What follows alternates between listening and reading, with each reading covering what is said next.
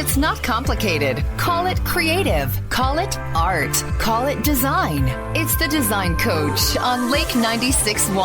I don't want you thinking you're going to be exhausted. I'm exhausted already. By the end of the show. Well, I have that effect on people. Here's good morning, everyone. Happy Sunday. You're listening to the Design Coach right here on Lake 96.1 with your host, Philip Cesano. I still do have a show, right?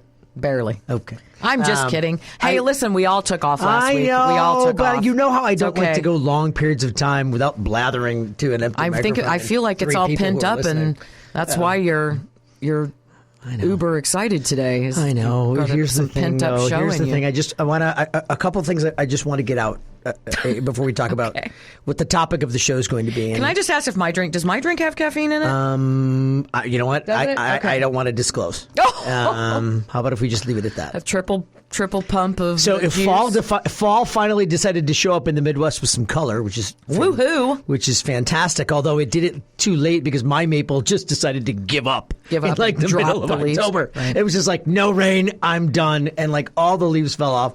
And then there's all the oaks are like, no, we're hanging in there, and they look gorgeous. Yeah. Like everything just looks. And it makes fantastic. For a shorter, colorful season. I mean, the birches are wimps anyway. They always give up early. They're That's like, right. You know what I mean? They get in September, they're like, we're done. Their leaves are tiny anyway. I know. Anyway, it's pretty well they last. They're like, birches are like the daffodils.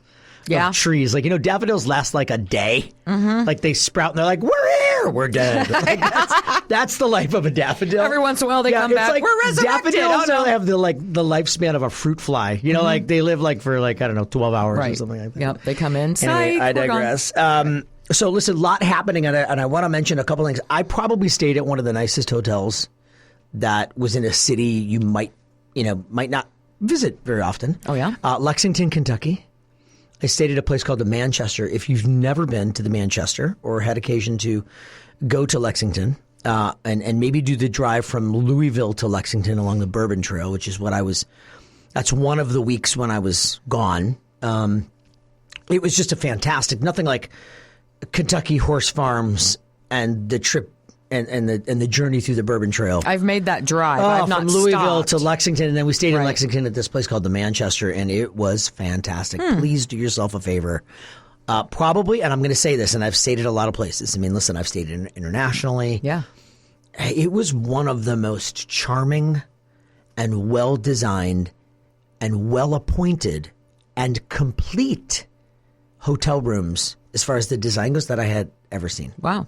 I mean, it was complete. Listen, there's a lot of really nice hotel rooms out there, and there's a lot of nice, really great, impressive lobbies. And sometimes, it depends on where they dump the money, right? Like if they dump the money into, the lobbies and the amenities and the bar, then sometimes, the rooms are okay. The rooms at the Manchester were just fantastic. And kudos to Julie for booking that. Like that was just, she knows my propensity for wanting experiences like that. And my wife just gets me, and I love that. And I hope that I marginally get her sometimes, and I'm successful in that journey because I feel like she succeeds more than I do. Well, she's still hanging around. So. Well, yeah, for now. I mean, I gotta keep trying to hit home runs here, which I'm trying to do with my remodel. Anyway, how's that going?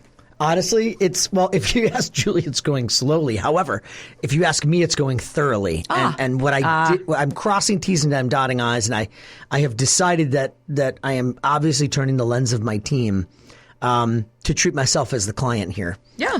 Because I think, Julie deserves that experience, and I have such a wonderful team and such a thorough team that I want her to have that experience instead of it having to channel through me.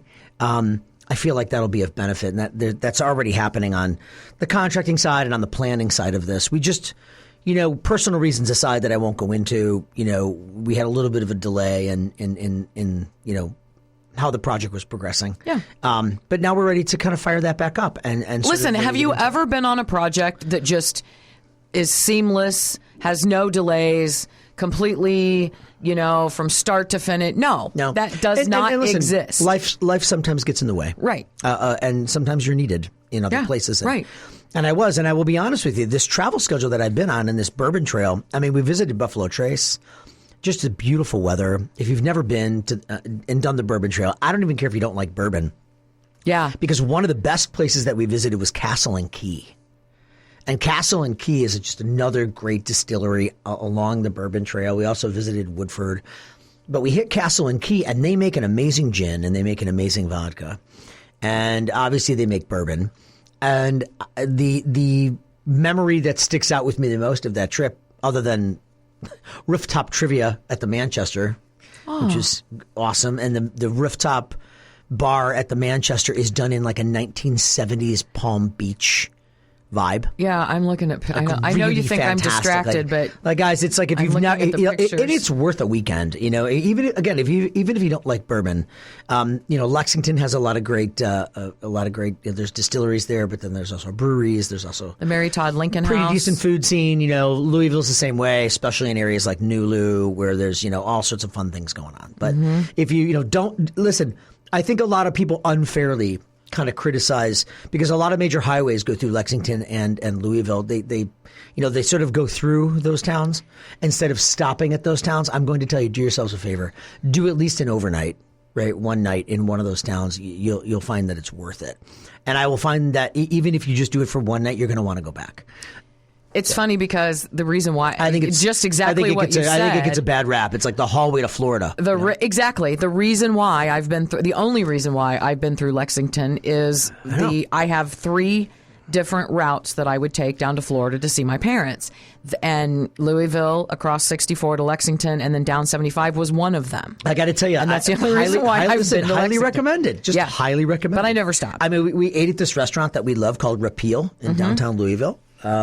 Which is actually was reconstructed out of a burnt down distillery. Right. So cool. Yeah. Very cool. So a lot there. And then we got to spend some time with, obviously my youngest daughter for Dad's weekend. Julie kind of tagged along, and that was really a whole lot of fun. And that's always great because it's our last, and she's a senior and she's our youngest. So, she can't be. And that, I know, but that collegiate, I know. My oldest daughter turned 40 on Thursday. Wow. Which is incredible because I'm only 49. So kudos to her. I know. Incredible. It's incredible.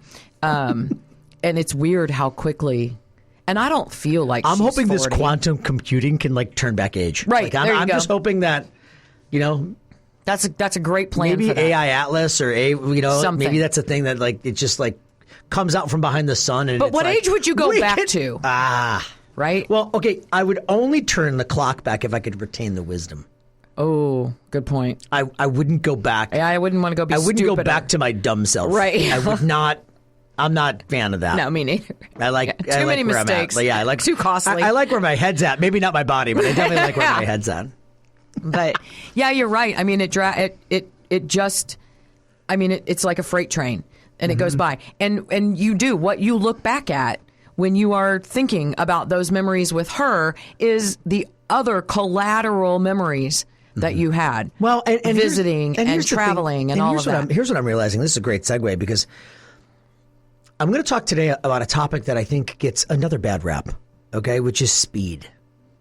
Okay, clarify. And I mean speed meaning fast motion, fast action. Okay, because I don't mean the drug. Yeah. Okay. I mean other speeds that get bad raps or other collateral. Okay.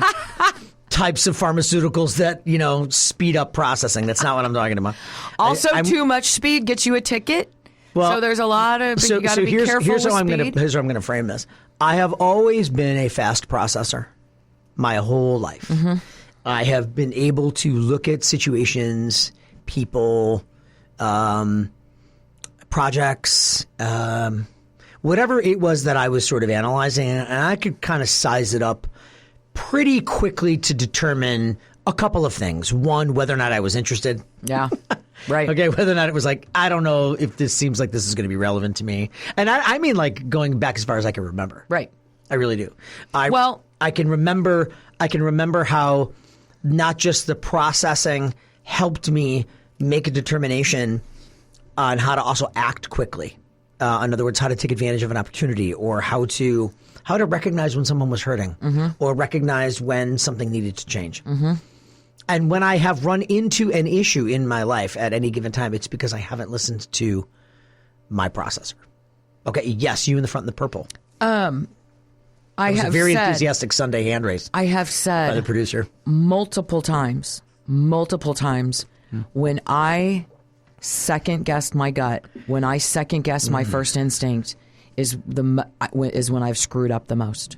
And that's about that speed. And I'm not saying that, listen, we talked about a couple shows ago about how you got to watch that too, because sometimes your emotions have a way of like really, changing the dynamic and really maybe skewing the lens. So yes, but when you're operating on that speed, your emotions haven't had time to get in the way. And here's what I'm saying. I would caution it by saying when you can process with clarity, meaning you're not under duress, you're not under pressure necessarily. You're in kind of a flow state where you're just absorbing life and having it as it comes at you. You can make a determination and you can react and act accordingly.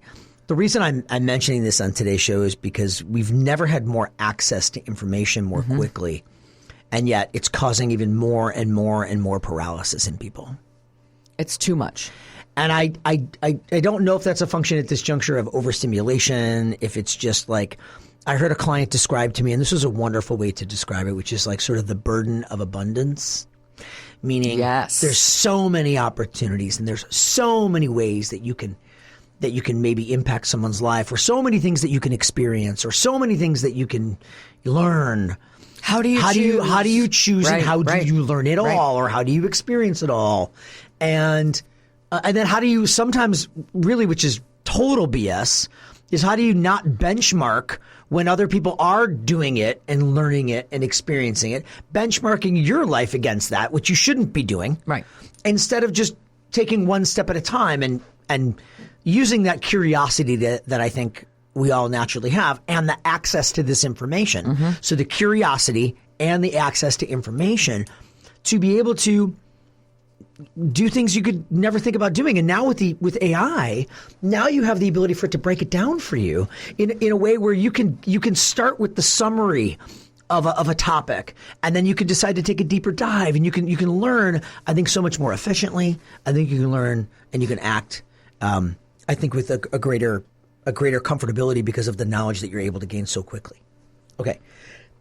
The reason I'm bringing this topic up is because there was a time when, or maybe not so much now, but I think there's some that see speed as intimidating.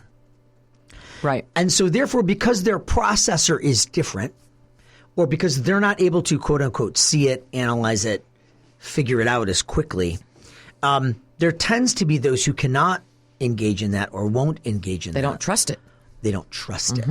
And even worse, okay, like kind of dismiss it. Right. And also want to characterize it as a flaw in some way. Can't ADHD, you can't pay attention. It's like, no, it wasn't worth the attention. Okay. Sometimes I move on because it wasn't worth the attention. Let's be really honest about this. Okay. Like, and I'm going to give you a classic example. When I have reps come in and show me fabric and they want me to fall in love with their latest neutral that I've seen 500 times from other vendors, it's not special. Right. It might be priced well, it might be available, it might be whatever, but it's not special. Right. So my processor over time has been triggered to the special, the unique, the interesting, which sometimes that dismissiveness of things that are just ordinary and not all that interesting, right? Maybe it can appear maybe what they're not. When we come back from the break, here's where I want to dig in. I want to dig into speed and action and the correlation that leads to success, both in life and in design. Stay with us. You're listening to The Design Coach right here on Lake 96.1. Did I make any sense in that last segment? I mean, I covered everything from bourbon to like you fast are processing. Reading my Bible. Really? I am the same way. There are things that you can talk you can ask me a question and I will answer it because the problem with me, I do have ADD, not ADHD. I'm in no way, shape, or form hyper, but well, not usually. I shouldn't. Yeah, I don't know about sometimes, that. Right, but I don't have the time. It takes me so much time to process other things. I don't have the time for some things. And if I know I've dealt with it before, my gut says absolutely not, don't do it, I got to move on from this or whatever, I will be exactly that way. Short with the answer. But you have to trust that I'm not going to do that with something that I don't know what I'm talking about. No. But listen, welcome back, everyone. You're listening to The Design Coach right here on Lake 96.1 with your host, Philip Sassano. And Nancy and I are diving into this concepts of fast processing. Like if you're a person that can process information, situations, people, dynamics very quickly, or you're not, or you're learning to do that, I want to dive into this topic today because it has everything to do with successful people. Mm-hmm. Yep. It is very much akin to, right, a baseball player being able to catch up to a fastball. Yeah. Can they see the rotation? Can they see the pitch faster than everyone else? And their ability to anticipate that because they can see it faster allows them to be able to hit the ball better. I mean, if we want to dumb this down, it's really just time management. I know, but take it to football. Like you have quarterbacks who are processing routes, right? You can anticipate where receivers are. Like, I can do the sports analogy thing all day long. Sure. But what I'm going to do is I'm going to dial it back and I'm going to put it in the realm of design and life, okay? And what I have found is that I have needed to do two things when I first meet people to sort of calibrate them to my speed. Okay? My processor. One, do you just tell them I have it? No. Okay. Tell them. You can tell. I am better when I tell people my love language, which I've realized that my professional love language is action. Mm-hmm. When people have to think too long about something, okay, then I go into immediate problem solving mode of, okay, what is it that's really... What's your hesitation? What's the hesitation? Right. And so rather than let it sit, I want the conversation, especially professionally, I want the conversation to get out of someone exactly what they are having an issue with as it relates to the speed with which I believe something should be done. Now, I don't want to, please don't take this the wrong way. I'm not talking about doing something sloppy. No. I'm not talking about doing something hastily. I'm not talking about not producing a great outcome.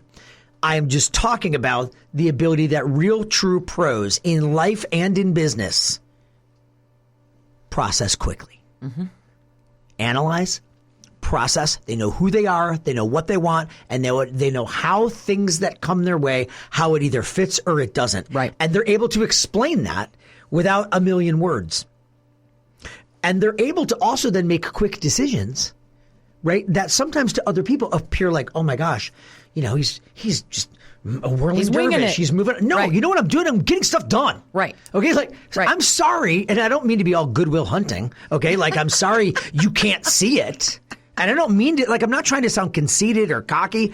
I'm just trying to say, my job as a professional is to help them see it. So I do slow down my processor and give them context, for it.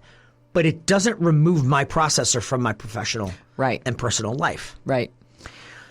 I do believe that the more I've started to trust that and to also explain to people to not take it as some sort of threat or as some sort of level of disinterest, that I'm interested in getting things done. I'm going to share with someone a story that goes back to my childhood, and it's a very brief story, but it'll tell you exactly where my head was at. Listen, 3rd grade, 5th grade me, okay, I don't know. It was fine. It was school. I didn't really love it. I was a very imaginative child. Yeah. And school to me was I had to work at it. I just had to work at not being active. Right. And I had to work at also being part of a group. Okay. I had to work at lemming to gym class, and we all then walked to do Play-Doh, and we all, you know what I mean? And okay, now we're going to do this subject. And I'm like, wait a minute. I want to do all of those things. I just don't know if I want to do them with these people. Right. And I realized that in grade school, okay? I just did. Because I would look around and I was like, okay, Bobby's having a really tough time there, and Susie's kicking it. And eating paste. That's great. And I may be somewhere in the middle, and I'm like, why? I kind of want to, listen. I want to do my own thing. No, it wasn't about doing my own thing necessarily. It was just about it just was structured in such a cattle. Yeah. Sheep herding kind of way. And I know that's the nature of, that's the nature of public education. I get it. Or sometimes school, which is why I thrived in college more than I did in high school or grade school. By the time I got to college, where I had more freedom, I understood where I needed to move. I was studying a subject I know that I really liked and enjoyed, and I was able to be water, right? I was able to move pretty quickly. But in grade school, when I was done at the end of the day, I would literally time myself running from school to home to do one specific activity almost every day for like 5 years. And I'm going to say from age like 8 to like, I don't know, maybe 15, 13, 14, what 15. was that activity? Legos. Oh, okay. I could not wait to run home. And I mean run as fast as I could like the wind. Trying to beat my time to just get back to that activity and be like, I'm in my world again. This is amazing. Legos, huh? Well, it doesn't that totally building. fit? Absolutely. So, like, it totally building, fits. creating. Yeah. Exactly. Okay, so the reason I mentioned... Wait. Okay. Do you still do Legos? Yeah, but they've ruined Legos. Do you want me to explain? Okay. Yes. They tell you what to build. Sure. You missed the whole point of Legos when you tell the child what to build. That's called a model. Okay, if you want, you could do models, which is there's a direction on how to build the airplane. Right. But they turned Legos into models so that they could merchandise them for movies. True. Okay? Build the land speed thing, the land speeder for Star Wars. But now, and they also have all these fancy fancy things. The whole point of Legos now. was to dump them in the middle of the rug and figure something out. Create something from scratch. And you had to use your problem solving, your tactile skill sets, your creative skill sets. They ruined Legos. Legos ruined Legos for money. Okay? No, I'm not kidding you. Because what ended up happening was it was like, well, nobody just wants to buy blocks and put them together. Right? And that's why you had Lincoln Logs. Like Lincoln Logs, right. You had erector sets. You had all these different ways where kids had toys and they had build. to just build. Right. To just build. And if it didn't build, and if it didn't work, and it failed, and it fell apart, that's on you. Right. Not because you didn't follow some directions. Learn something. Right. They ruined Legos. Okay. Okay? Lauren, we're putting this on there. Legos ruined Legos. They need to sell. For money.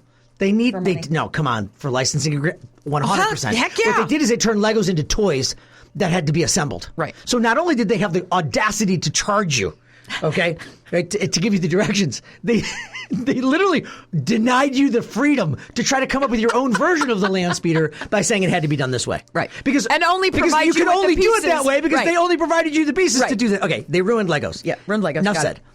Right now, what I'm looking at is a lot of these projects are one big Lego exercise. Yeah. Puzzle pieces in space planning.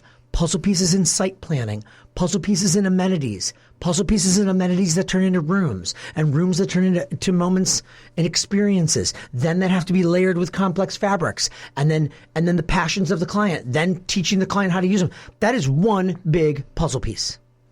100%. And it's different for everyone. Mm-hmm. Now, yes, we try to put plans together to put it the way the client wants, but my point being is that the processor in that really helps, because if not, you're stuck. You're stuck. And that's why a lot of these people come to me, because they know that my processor will figure out the equation faster than they could on their own. Right. Not only that, and bring the creativity, I'd like to think, and a lot of the resources that maybe they don't have to be able to give them something they could not build on their own.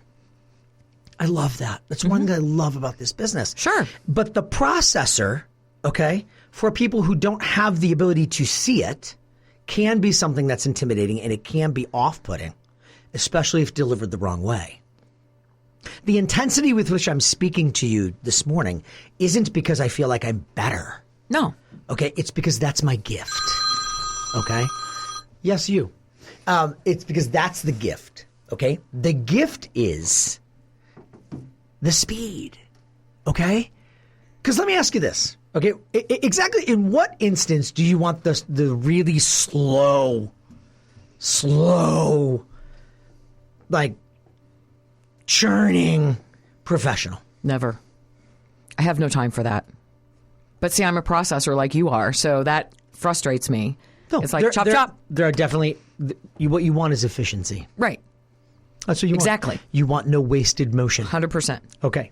So this is the next evolution of the conversation. You have to understand that what the high processor doesn't value and what successful people in life and in business don't want is inefficiencies. Right. Inefficiencies and wasted time means lost opportunity and money. Okay. Now, for those of you who are listening who are a young professional, please understand what what people like me value, okay? Right. In a new employee and a younger professional.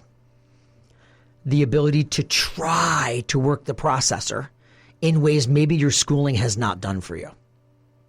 And so what I'm finding is that if it's not in the home, created by, right, the guardian, the parents, whomever, then it doesn't necessarily get taught outside. Right. All the time. Right. Especially also not in the creative fields. Because sometimes those are technical disciplines and all they're worried about is layering the technical skill, which does take time to develop. But the whole reason you develop the technical skills and you work really hard to get good at them quickly is so you can break them, a la Pablo Picasso. And you cannot break the rules unless you know them. Right. So learn them as fast as you can, right? And as deeply as you can. But that's not the way we're schooled, and it's certainly not the way we live our lives, right? Although, right now, never had more access to information, never had more ways to learn faster. Yet, are we learning? Are we actually taking the time to increase our processors? Or are we just scrolling for fun? Mm-hmm. So here's where the conversation needs to move a little bit on today's show. This processor allows you to make very quick decisions and very efficient decisions, but it's efficiency over quickness. Do you follow me? Right. The quickness is just a benefit. Right. Okay? But they're very efficient. And as most people move through life, sometimes in some state of paralysis, developing your processor means more now than ever. Stay with us. You're listening to The Design Coach right here on Lake 96.1. Here's what I don't like, Nancy. The phone ringing in the middle of the segment? Sorry. No, that's good. That's a precursor to us calling. that's a precursor for us having callers. Okay? I know. Which I've wanted for years. Yes. Anyway, welcome back, everyone. You're listening to The Design Coach right here on Lake 96.1 with your host, Philip Cesano. And we're talking about fast processing in life and in business a little bit today. I want to back it up just a little bit as we start segment 3 here. There's this thing, Nancy, where you keep saying, and it was funny, you were talking off air about like you don't have time, because no one has time.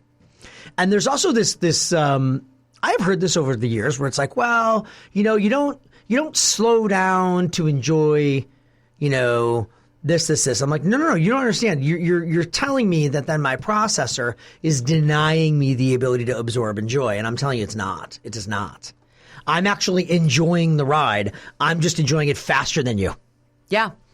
Okay? Right. I'm enjoying the ride. In fact, what I've found is that the enjoyment of the ride has a natural enthusiasm when things are getting accomplished, and there's a rhythm, a better rhythm.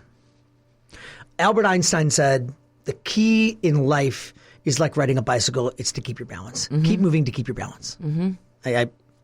I beat that quote up, but that's about the gist of it. Okay? You got to keep moving. Yeah. In order to keep moving, you got to keep processing. Right. In order to keep processing and keep moving in the right direction, you got to analyze pretty quickly. Okay? We see people doing that, and we make an assumption that they're not paying attention. Exactly. That they're not enjoying the work, that they don't care. Mm-hmm. Nothing could be further from the truth. Glossing over it. Glossing over it. Didn't hear me.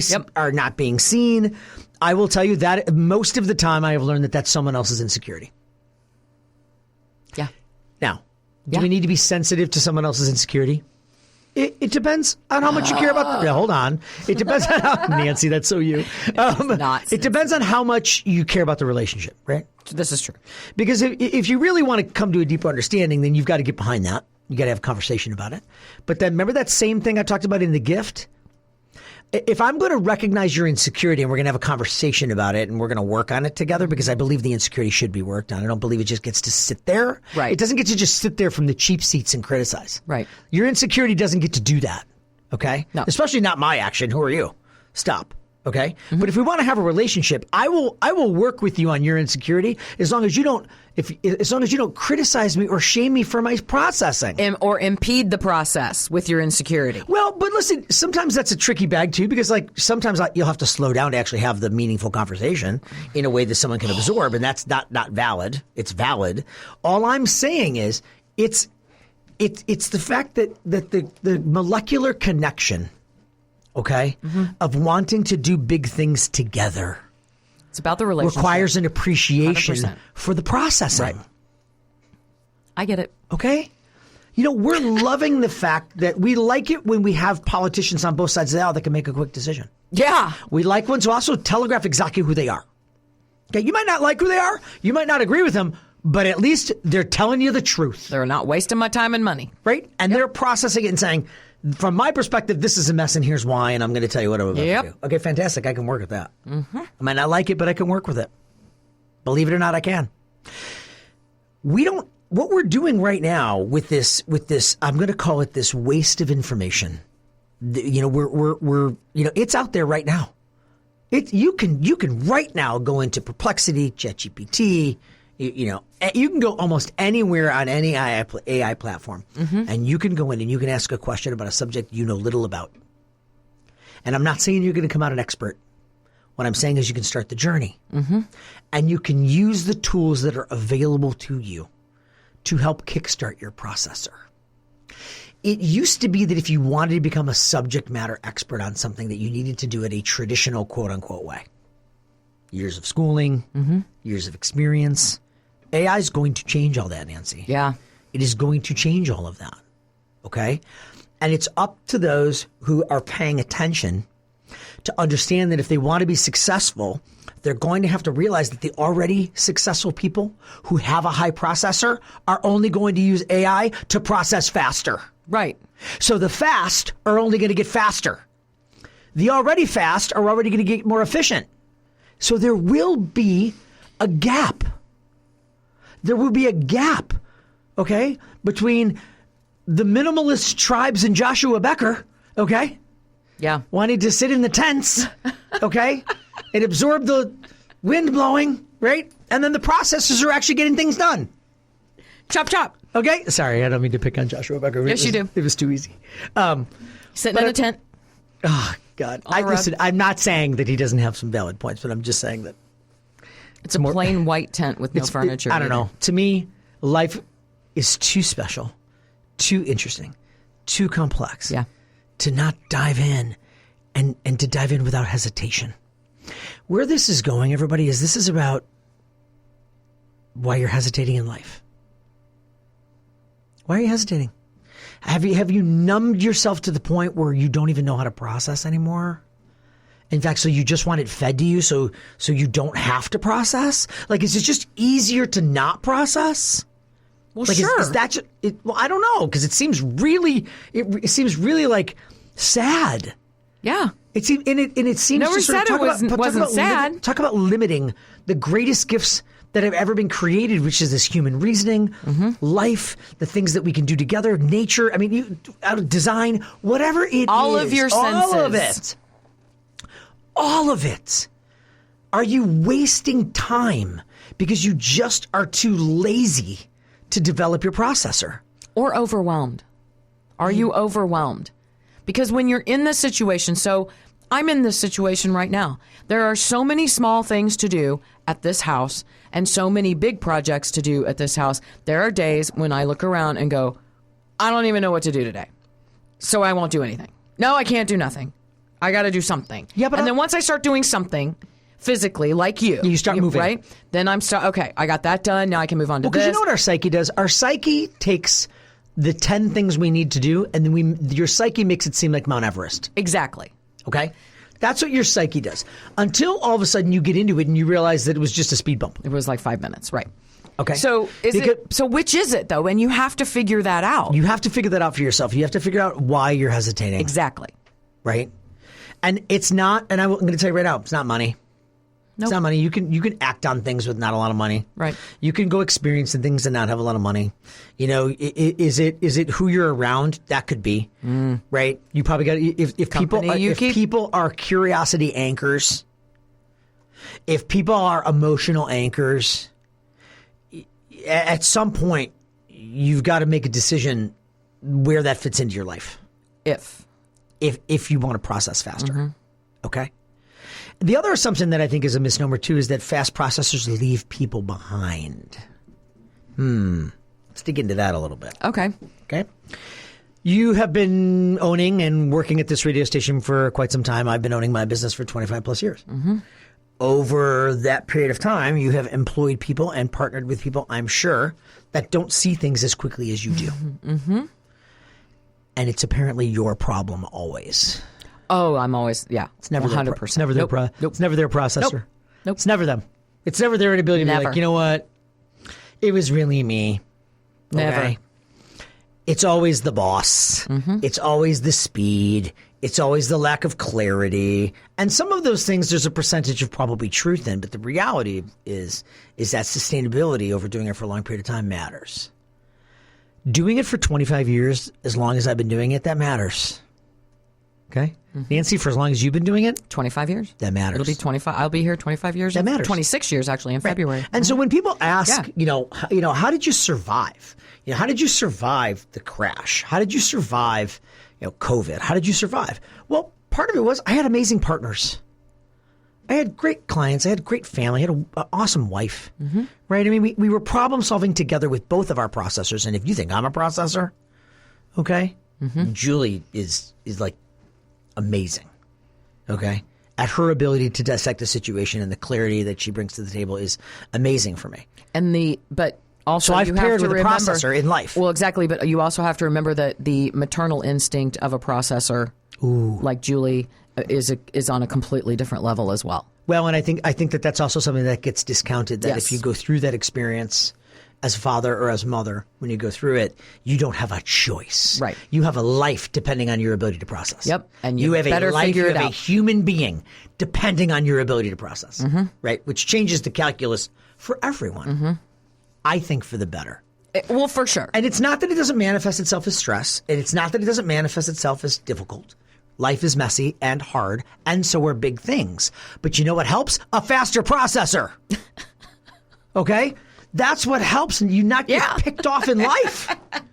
Okay? And by I mean picked off, I literally mean you can't take advantage of opportunities. You don't see things coming at you. You're not situationally aware. You get left. You get left because you didn't recognize it. The first thing that I have to share with people is that it's not that your processor is probably not there. It's not faulty. No, because I think children have it. I think young adults have it. It's how you've often said that young adults are super perceptive. And sometimes young adults perceive something and don't realize. Well, they might not have that they're doing it, but they also might not have the words to describe what they're seeing. Exactly, but they know. But they know it. They know. They know it, and they can feel it. And I'm telling you, I think we're born with processors. I don't think we're born lazy. Okay. I think we're born to connect. I believe that we're born to interact. I believe that we're born to create together. And I believe that we're also created to problem solve together. Okay? That goes dormant. Yeah. The problem isn't that you don't have a processor. The problem is it's gunked up with a ton of stuff. That's the problem. And some of the stuff it's gunked up with, you put it there. Yeah. You gunked it up. Yep. No one else gunked it up. Stop blaming everyone else that said they gunked it up.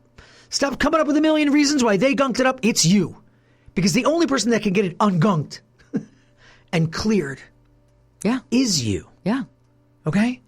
I think what I'm loving about this conversation about mental health, especially recently, is that I feel like more than ever people really do need an outlet to get their minds unstuck.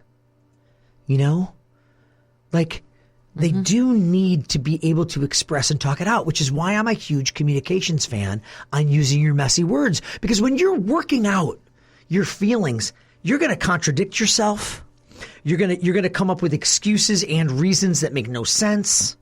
And the reason I know this is because when I'm trying to work people through the creative process at the Design Coach, they will often start with a style direction that they say that they love, that they're committed to. And then I will show them other things and they'll be like, I never thought I would love that, but I do. Yeah. I'm ungunking them. I'm taking all of the myths of design and all of the style gunk and all of the style corrosion and all of the stuff that they're hit with, right? That they're confused about, that's causing them creative paralysis. And I'm saying, let's talk about what really matters. The journey to beginning the processing is realizing first and foremost that you do have one. Guys, it's there. In segment 4, which is sadly the last segment of the show, we will talk about how to get unstuck and really, really, really, really increase the speed of that processor to live a successful life. Stay with us. You're listening to The Design Coach right here on Lake 96.1. Welcome back, everyone. You're listening to The Design Coach right here on Lake 96.1 with your host, Philip Sassano. If you want to catch previous episodes, too, you can catch us on Spotify. There's a lot of, you're going to notice that these shows, like a lot of things that emanate from my brain, layer and are interconnected. So it does help sometimes to go back because you're going to pick up on some of the cues in previous shows. But, you know, we're talking about increasing your processing to live a more, I don't know, maybe productive, maybe fruitful, maybe enjoyable life. Mm-hmm. I believe that there's a lot there. I believe that it's a key. You know, it's been one of those topics when you talk about people moving too quickly that there is some validity to that when they're moving in haste. Yeah. But some of us are not moving in haste. We just understand that tomorrow is promised to no one, and we don't like to waste time. Okay? Yeah. High agency people love working with high agency people. And mediocre, low agency people don't like working with high agency people. Nope. Because what? It makes you feel bad? Like, is that our takeaway? And it should be the opposite. Is that you just don't want to try hard enough? Or can we have a real discussion about maybe how you can raise your level of agency? That's where this is going, Nancy.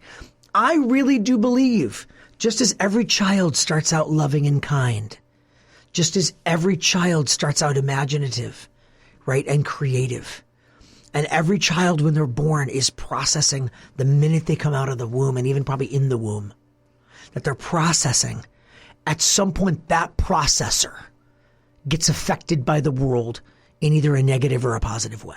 You're a product of your environment. My goodness. Mm-hmm. And I don't know that all of this information, okay, that we're being hit with on a daily basis, if you can't process it, what good is it? Right. It's only going to make you more anxious. It's only going to make you feel like you're falling more behind. It's only going to make you compare your life to other people's to feel like you're not where you're supposed to be. But nobody's talking to you about the fact that the one thing that matters in life is action with good information.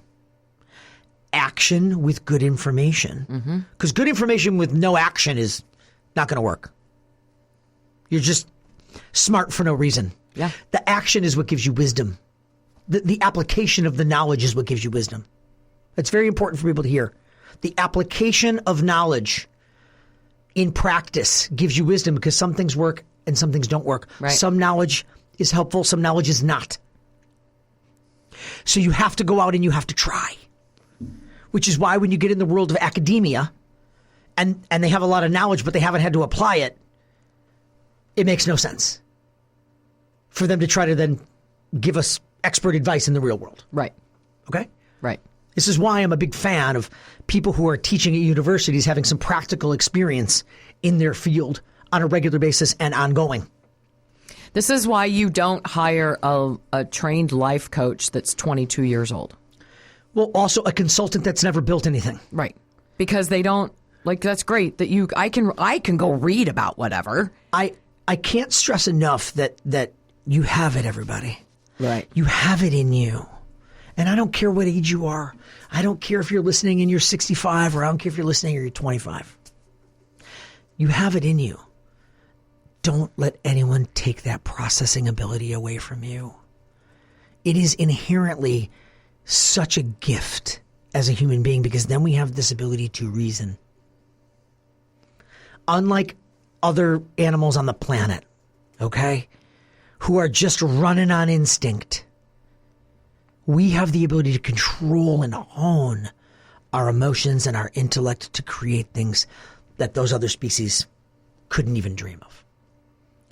So if you want to run around and you just want to be reactive in life and you just don't want to have a fast processor and just run around on instinct, don't be surprised if you run into trouble and that life doesn't work out. Right? Yeah. And even worse, our plan or our vision for our life doesn't match the action plan to make it happen. This is where the processor is very important. And when you begin to think about who you are as a professional, I can tell you, I learned early that I wanted my life, I wanted to be aligned. I wanted to be the same person at home as I was at work. I didn't want to be this really slick sales guy, and then come home and just have to completely decompress. You know what I mean? Yeah. And be someone else at home. And I did see a lot of people, you hear this a lot in the 50s, 60s, 70s. Dads go into go out and they're one person at work and then they come home and they're kind of a completely different person. Mm-hmm. That's why I like farmers. That's true. Okay. Farmers' work is right outside their front door. Right. I loved that. I loved the idea. And there's a lot of things I like about farming, even though I don't really farm. I just like the concept, which is the harvest, the time, the energy, the effort, because a lot of things are analogous to that, okay?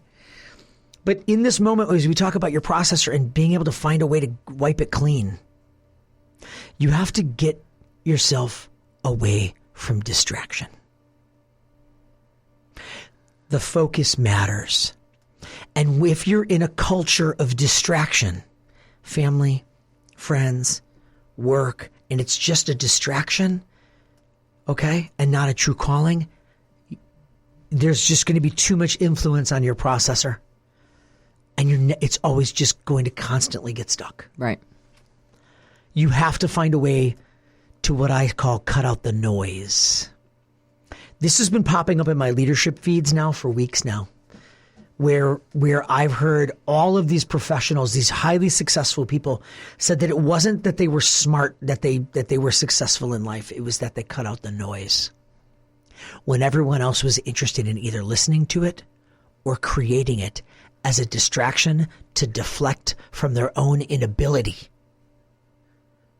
to succeed. Right. Yeah. Haters gonna hate. Yeah. Okay? Listen, you want to boil it down? Right? That's what it is. People who can't hate those who can. And they shouldn't have to. What they should be doing is turning that lens on themselves and figuring out how they too can succeed. Because I do not believe people are not born with this. I believe that they are. Sure. And I believe they come up with every reason under the sun as to why they can't. Instead of focusing on creating a processor that can feed, I can. You are going to fail. Nancy, you are going to fail. Yeah. You're going to learn, you're going to apply it, and you're going to make a mistake. But you're hopefully the processor allows you to learn from it. See, that's where the appetite comes in. And I think what people don't realize is once you've developed a processor that seems to be working for you and you get some level of success, it doesn't even need to be big. What you find is that as you start to do it, you get a little hungry for it. It's like once you start, you just sort of keep going. Mm-hmm. And then you hit a point, and I don't know if you're at this point with your career, but can you imagine, Nancy, right now, you're like, this is what I know. And I bet you still love it. Oh, yeah. I still bet you love the commercial that just seems to just go off. Yeah. Perfectly. Yeah.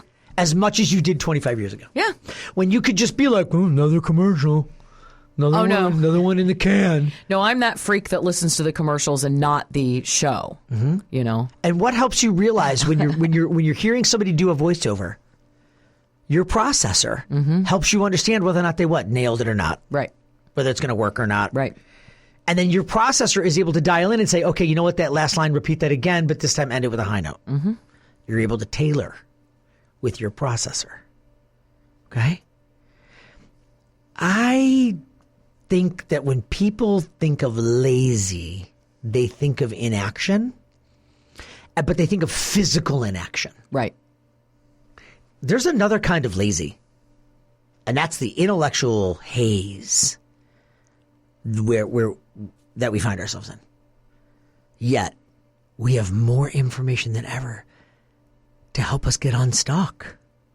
I mean, listen, mental health and mental health counseling has never been more top of mind than it is now. Right. Are people seeking it out in the way that they should? Are they actually having the meaningful conversations with family and friends and loved ones to say, I'm hurting and I'm stuck? Probably not. Calls to hotlines are like at an all-time high.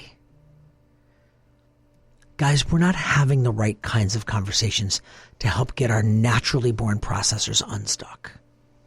We're not.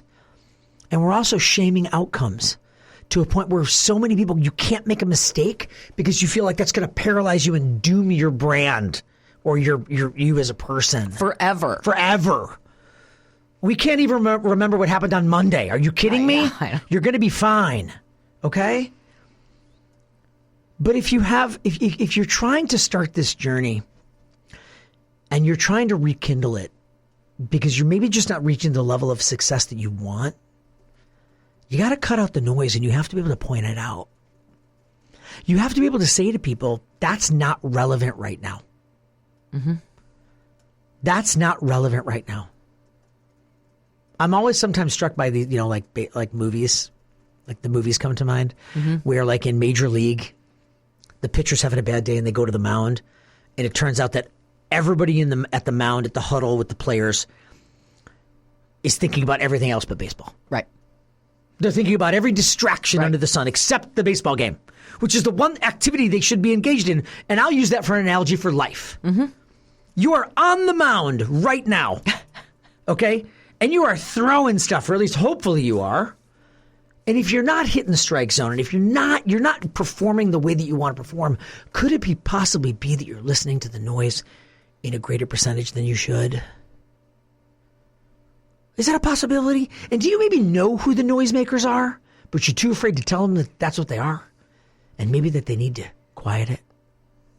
Are you just afraid to have the conversation? Then guess who's messing up their own processor?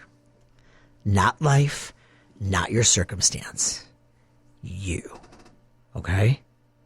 I love you to death. Thank you for listening, but you got to get unstuck. Mm-hmm. And you got to get out of your head. And if you want to succeed, you got to speed up that processor. Listen, thank you for listening this Sunday. Have a great day, everybody. You've been coached.